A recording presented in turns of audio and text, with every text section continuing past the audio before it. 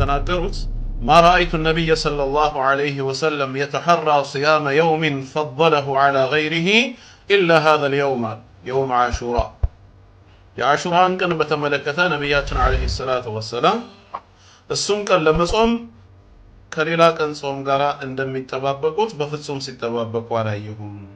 ሁሌም የሚጠባበቁት የነበረው ከሌሎች ቀናቶች ሁሉ ያበለጡት ይህንን የአሹራን ቀን ጾም ነበር። ስለዚህ የአሹራ ቀን ሊጾም የሚገባው ቀን ነው ማለት ነው።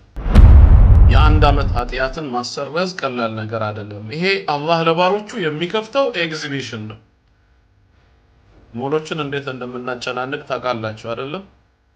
ታላቅ ዲስካውንት የማይታመን ቅናሽ እያሉ ሲለጥፉ እንደው ምንም እንኳን በወቅቱ የሚያስፈልገን ዕቃ እንኳን ባይኖረን እስኪ እንመልከት እንላለን። 50% ዲስካውንት እንኳን ካለው ዲስካውንቱን ተጠቅመንኛ ለወደፊት ለራሳችን ወይም ለሰዎች ለመግዛት እንሄዳለን። ሞሎችን እናጨናንቃቸዋለን ቅናሽ ሲደረግ ማለት ነው፣ በርካሽ እንዲገዛ። ታዲያ የአንድ ቀን ጾም በአንድ አመት ኃጢያት የሚል የጌታችን ታላቅ የሆነ ለዛውም ዋስትና ያለው ነገር ሲነገረን ለምንድን ነው ማለት ነው? አላህ ፍቃዱ ሆኖ በህይወት ካቆየኝ አሉ በቀጣዩ አመት ለአሱመነ ታሲዕ ዘጠነኛውንም ቀን ጨምሬ እጾማዋለሁ አሉ። ኺላፈን ሊልየሁድ አይሁዶች ጋር ላለመመሳሰል እነሱን ለመቃረን።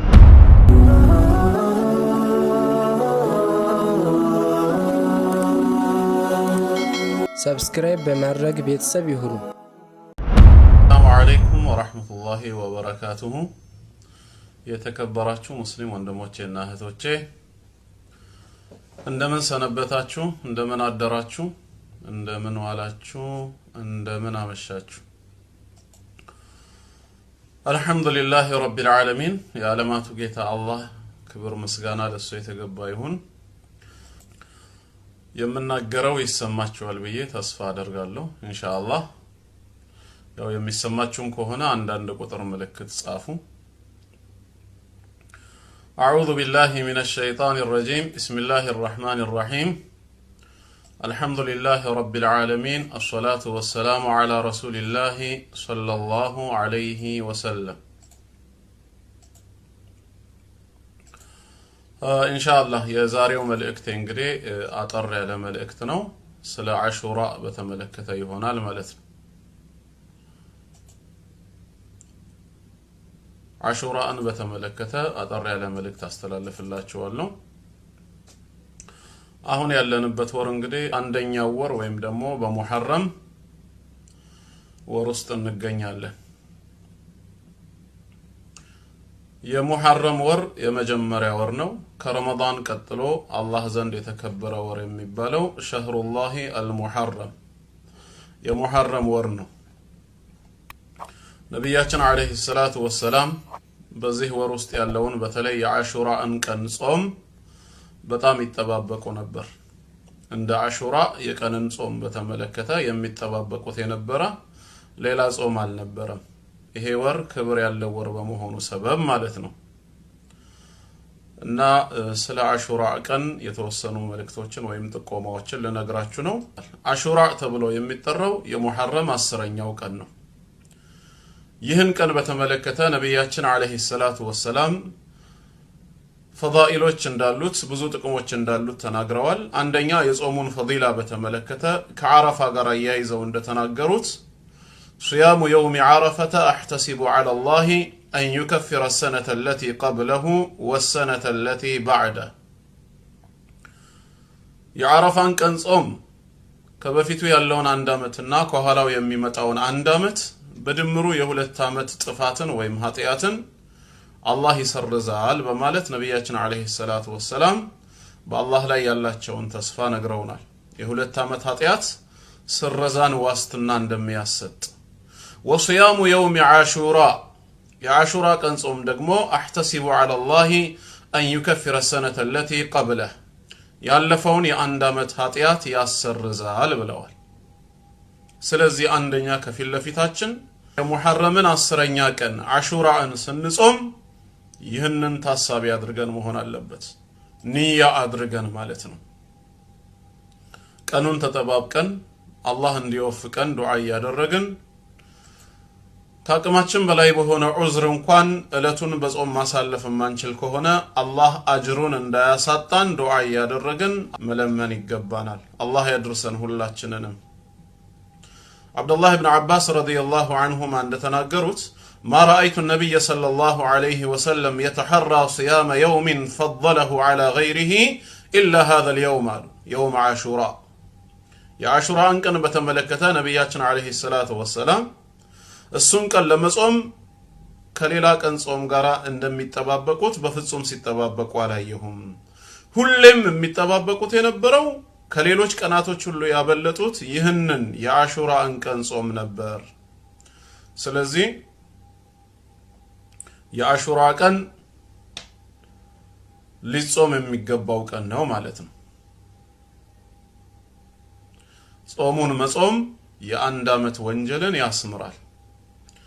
የአላህ መልእክተኛ በመካ ላይ ያሉ አሹራን ይጾሙ ነበር። መጀመሪያውኑ በመካ ያሉ ኡመታቸውን ወይም ተከታዮቻቸውን ሰሃባዎችን ሳያዟቸው እሳቸው ግን ይጾሙ ነበር።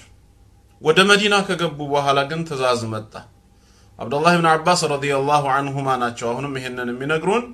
ቀዲመ ነብዩ ሰለላሁ ዐለይሂ ወሰለም አልመዲና የአላህ መልእክተኛ መዲና ገቡ። ፈረአ اليهود تصوم يوم عاشوراء አይሁዶችንም ሲጾሙ አዩዋቸው። فقال ما هذا ይጾማችሁ ምንድነው ብለውም የአላህ መልእክተኛ ጠየቁ። قالوا هذا يوم صالح ይህ መልካም የሆነ ቀን ነው።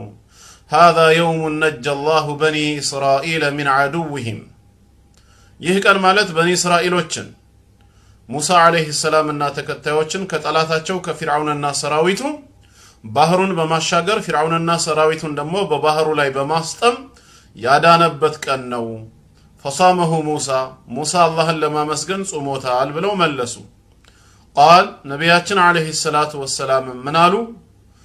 فأنا أحق بموسى منكم فصامه وأمر بصيامه ለሙሳ ወንድማማች ወንድምነት ከናንተ ይልቅ ተገቢው እኔ ነኝ በማለት የአላህ መልእክተኛም ይሄንን ቀን ጾሙት፣ ሰሃቦቻቸውንም እንዲጾሙ አዘዙ ማለት ነው።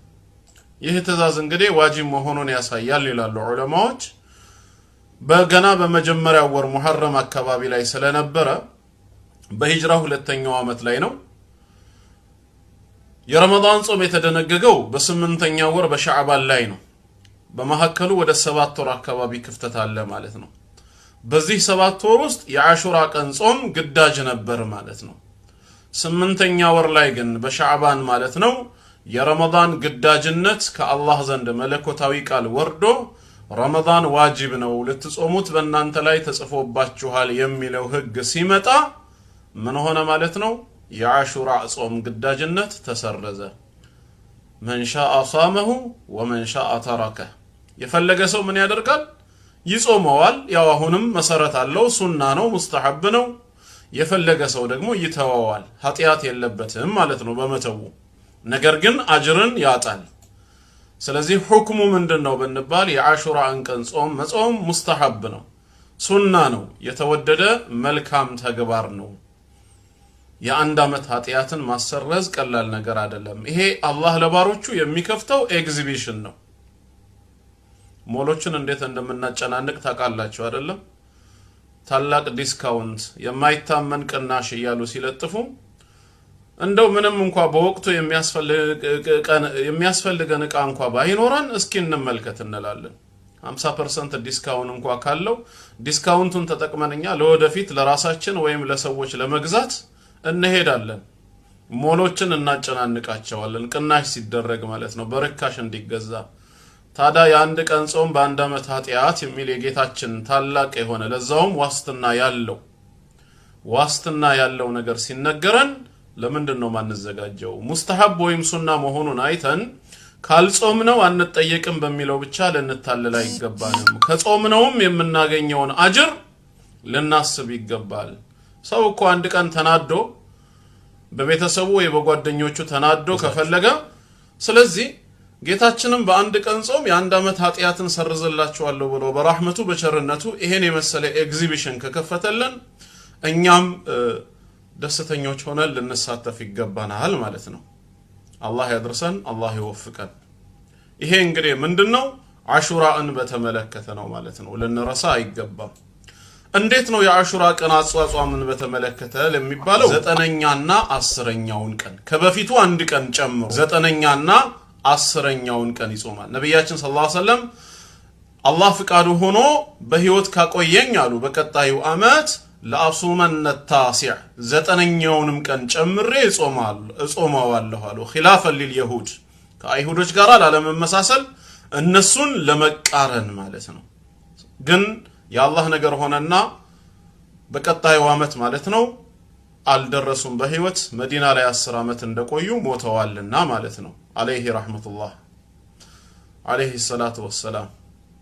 ሁለተኛው ምንድነው 9ኛውን ቀን ከ10ኛው ቀን ጋራ በማገናኘት፣ ሶስተኛው ደግሞ 10ኛውን ቀን ከ11ኛው ቀን ጋራ በመጾም ኢማሙ አህመድ በሙስነዳቸው እንደዘገቡት የአላህ መልእክተኛ ሰለላሁ ዐለይሂ ወሰለም ሱሙ የውመን ቀብለሁ አው የውመን ባዕደ ከበፊቱ አንድን ቀን ወይም ከኋላው አንድን ቀን በመጨመር ጾሙ ስላሉ 10ን ከ11ኛው ቀን ጋራ በማያያዝ መጾም ይቻላል ማለት ነው።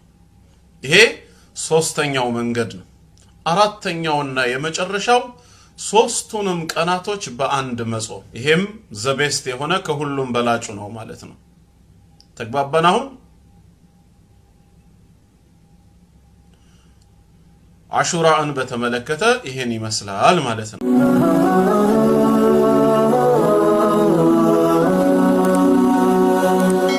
ሰብስክራይብ በማድረግ ቤተሰብ ይሁኑ።